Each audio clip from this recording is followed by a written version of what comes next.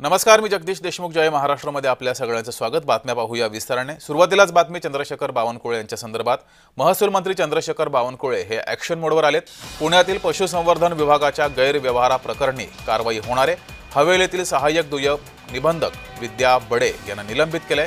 मंत्री बावनकुळेंनी निलंबनाचे आदेश दिलेत.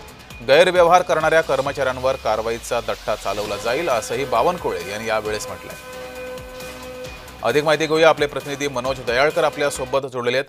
मनोज, चंद्रशेखर बावनकुळे ॲक्शन मोडवर आलेले आहेत आणि त्यांनी कारवाई केलेली आहे. नक्कीच जगदीश, महसूल मंत्री चंद्रशेखर बावनकुळे आता ॲक्शन मोडवरती आलेले पाहायला दिसत आहेत.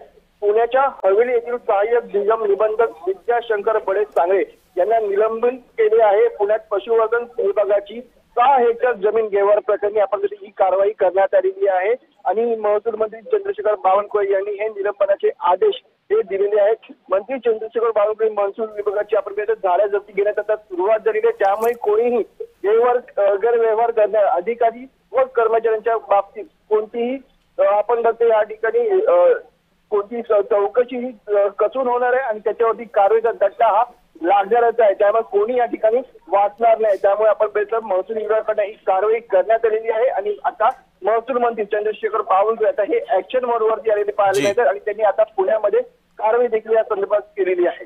मात्र मनोज, पुण्यातील हा पशुसंवर्धन विभागाचा नेमका गैरव्यवहार काय होता?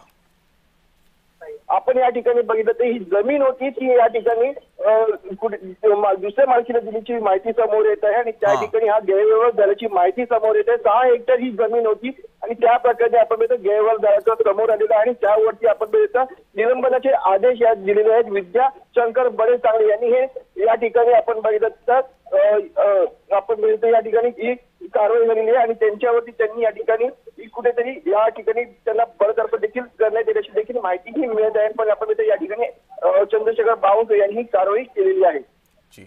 धन्यवाद मनोज दिलेल्या माहितीबद्दल.